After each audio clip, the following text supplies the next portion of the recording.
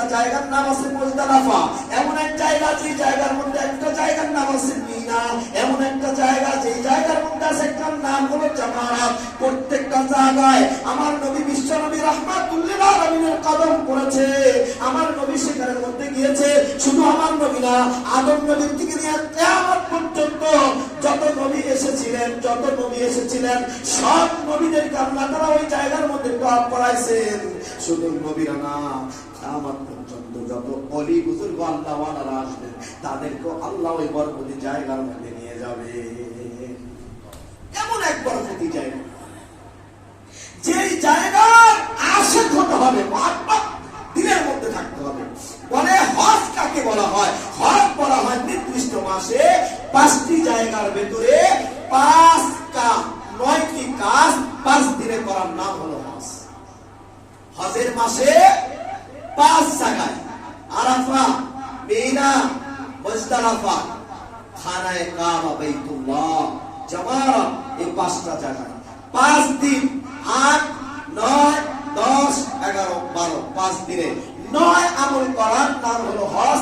3টা ফরজ, 6টা ওয়াজিব।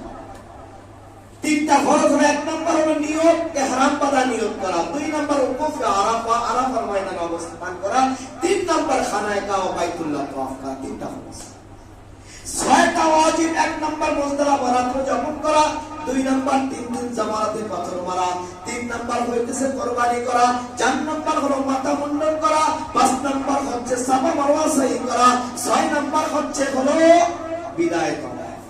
এই 9 আমল এর নাম হলো হজ। যারা এই হজ করবে, আল্লাহ রাসূল কি বলছেন?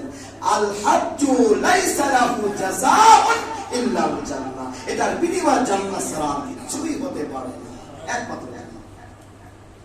এজন্য মেরে দোস্ত, আল্লাহ তাআলা আমাদের যাদেরকে তৌফিক দিয়েছেন তারা আমরা ইনশাআল্লাহ অতি তাড়াতাড়ি হজ করি। এটা গুরুত্বপূর্ণ একটা আমল।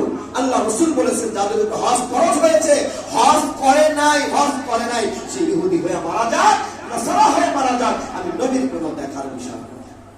বলে এখন হজ ফরজ হয় কয় টাকা হলে? অনেকে মনে হয় কোটি কোটি টাকা হলে হজ ফরজ। বলে না, যদি কারোর নিকটে 40 দিন তার সংসারে যেগুলো লাগবে, খাবার, সন্তানের লেখাপড়ার পয়সা, যা কিছু সংসার চালাইতে লাগে 40 দিন, এটা বাজার সদাই করে দিয়ে, ফ্যামিলিকে টাকা দিয়ে, খানায় কাবা যাওয়া আসার পয়সা কারোর কাছে থাকে, তার উপরে হজ ফরজ। অর্থাৎ কারোর কাছে 6 লাখ টাকা জমা হলেই তার উপরে হজ ফরজ হয়ে যায়। মৃত্যুর আগ পর্যন্ত তার উপরে হজ ফরজ, আর কোনোদিন হজ কি হবে না, সাকেত হবে না। এখন চিন্তা করে দেখি আমাদের কাছে 6 লাখ আছে না? আছে না ভাই? সবার কাছে আছে। আমার মনে হয় তাহলে সবার কাছে থাকলে আমাদের উপরে সকলের উপরে হজ, সকলের উপরে হজ যদি করতে না পারি, আল্লাহ ধমক, সেই ইহুদি হয়ে মারা যাক, নাসারা হয়ে মারা যাক, আমার কাছে বা আমার কাছে এই বছর হজ ফরজ হয়েছে, আমি যাই নাই, আমি পরের বছর ফকির হয়ে গেছি, বা আমার অভাবগ্রস্ত হয়ে গেছে, রাসূলুল্লাহ সাল্লাল্লাহু আলাইহি ওয়াসাল্লাম বলেন তার থেকে হজ সাকেত হয় নাই, মৃত্যুর আগ পর্যন্ত তার হজ করা লাগবে। যদি সে না করে, তার আওলাদরা তাকে হজ করায় দেবে তার পক্ষে। চিন্তা করেছে কত বড়। এজন্য মেরে দোস্ত, হজ এবং উমরা এটা অত্যন্ত জরুরি। আল্লাহ রাসূল সাল্লাল্লাহু আলাইহি ওয়াসাল্লাম বলেন তোমরা বারবার হজ উমরা করতে থাকো। এর কারণে কি হয়? তোমাদের গুনাহ মোচন হতে থাকে, আর 2 নাম্বার আল্লাহ তাআলা তোমাদের অভাবকে দূর করতে থাকে। সুবহানাল্লাহ। অভাব দূর করে দেন হজ করার দ্বারা, অভাব দূর করে দেন উমরা করার দ্বারা, অভাব দূর করে দেন এবং আল্লাহ গুনাহ মাফ করে দেন, ইসমাহ বানিয়ে। এজন্য মেরে দোস্ত মনে করি আমার পয়সাটা মনে যেতেছে, চলে যেতেছে না, এটা আল্লাহ তাআলার ভান্ডারের মধ্যে জমা আছে। কি আছে? জমা আছে। এজন্য আমরা যাদের উপরে হজ ফরজ হয়েছে, আল্লাহর ঘর বাইতুল্লাহ যাব ইনশাআল্লাহ। এজন্য আল্লাহর ঘর, রাসূলের রওজার আশিক হতে। রাসূলুল্লাহ সাল্লাল্লাহু আলাইহি ওয়াসাল্লাম বলেছেন, যে ব্যক্তি আমার রওজায় এসে একটু সালাম দিল, আমাকে একটু সশরীরে সালাম দিল, মান যারা কবরি ওয়াজাবাত লাহু শাফাআতি, আমি নবীর সুপারিশ কাল কিয়ামতের ময়দানে ওয়াজিব হয়ে যাবে। সুবহানাল্লাহ। বলে নবীর রওজা এবং রাসূলের মিম্বার, এই মাঝখানে যে জায়গাটা আছে, এই জায়গাটার নাম হলো রিয়াজুল জান্নাহ। বলে দুনিয়ার মধ্যে একটা জান্নাত আছে, এই জান্নাত হলো আল্লাহর আরশের থেকে বেশি দামি। সুবহানাল্লাহ। সেখানে হাজিরা যে 2 রাকাত সালাত আদায় করে, এক মুরব্বীকে আমি দেখলাম যাই সে খুব কাঁদতেছে আর সালাত আদায় করতেছে 2 রাকাত। আমি বললাম যে ভাই তুমি কেন নামাজ পড়লা, এখানে কি দুখুলুল মসজিদে নামাজ পড়লা না কি নামাজ পড়লা? বলে যে কেন দুখুলুল মসজিদে নামাজ পড়তে যাব, আমি তো আমার বাড়ির মসজিদের মধ্যে আমি দুখুলুল মসজিদে নামাজ পড়ি। আমি এই বরকতি জায়গার মধ্যে আল্লাহ আমাকে এনেছেন, আমি আসতে পেরেছি, আর থেকে সৌভাগ্য তার হতে পারে না।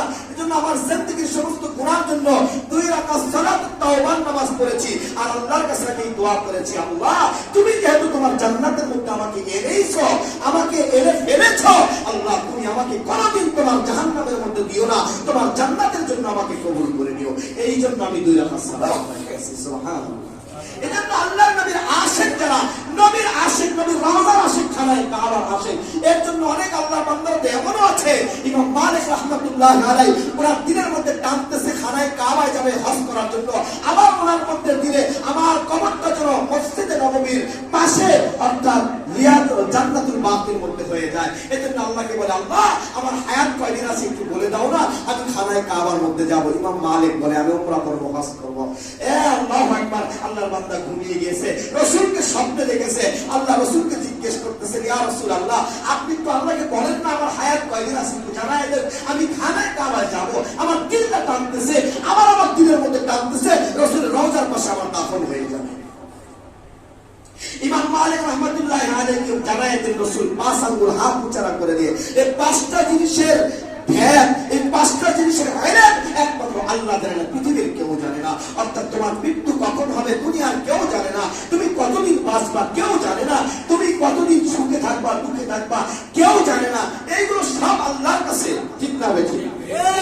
রাসূল জানায় দিলেন এটা আমি জানি না, আল্লামা শিরিন রাহমাতুল্লাহ আলাইহি স্বপ্নে তাবির করেছে, এই খবর একমাত্র আল্লাহই জানেন। ইমাম মালিক রাহমাতুল্লাহ আলাইহি আখানায় কাবায় জান্নাত তো রাসূলের রওজায় তার মৃত্যু হয়েছে, জান্নাতুল বাকির মধ্যে তার কবর হয়েছে।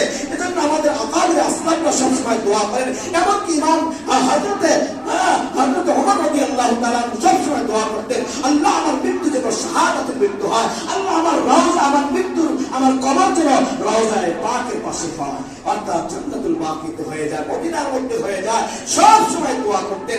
আমাদের আকাবির আসলাফ বুজুর্গরাও এই দোয়া করে, কারণ কি যার কবরটা ঈমান আছে আর তার কবরটা জান্নাতুল বাকিতে হয়েছে, খোদা কসম রাসূল বলেছেন তার কবরে আযাব হবে না, তার কবরে আযাব হবে না।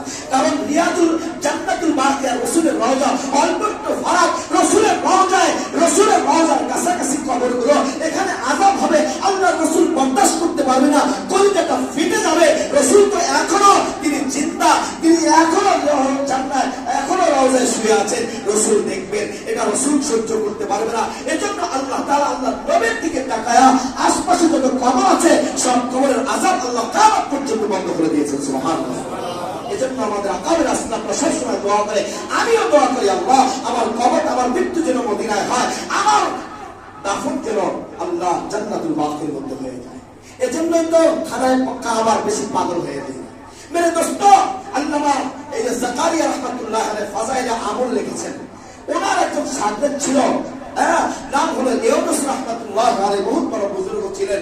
আল্লাহু আকবার। উনি তো খানায় কাবা এমন আশিক ছিল যে উনি তো বিবাহই করেন, একমাত্র খানায় কাবাই পড়ে থাকতেন, এমন একজন বুজুর্গ। এরকম বহুত আছে, উনি এরকম আল্লাহওয়ালা বুজুর্গরা আছে, খানায় কাবা দেখলে পাগল হয়ে যেতেন, আল্লাহ রাসূল রওজা দেখলে পাগল হয়ে যেতেন। তো আল্লাহ তাআলা এদেরকে নেককার বানায়া, আল্লাহর প্যারা মাহবুব বানায়া এদেরকে দুনিয়া থেকে দিয়ে দিয়েছেন। ঠিক না বেটি? এজন্য মেরে দোস্ত, 6 লাখ 10 লাখ টাকা এটা কিচ্ছু না, কিন্তু আমি তো ওখান থেকে গ্রান্টিং পাচ্ছি, যদি আমার হজ কবুল হয় আল্লাহর কাছে, আমি যদি গুনাহমুক্ত হজ করতে পারি, আল্লাহ আমাকে নিষ্পাপ বানিয়ে দিবে, আল্লাহ আমাকে জান্নাত দিয়ে দিবে, আল্লাহ আমাকে রাসূলের শাফায়াত নসিব করবেন। ঠিক না বেটি? দোস্ত, যাদের তৌফিক আছে আপনারা হজ করবেন ইনশাআল্লাহ, আজ না হোক কাল হোক, আপনারা ইনশাআল্লাহ নিয়ত করে ফেলেন, আল্লাহ আমাদেরকে হজ্জে মাবরুর নসিব করে দেন। যে কথাগুলো বললাম আল্লাহ আমল করার তৌফিক দান করেন। আমিন। ওয়া আখিরু দাওয়ানা আলহামদুলিল্লাহি রাব্বিল আলামিন।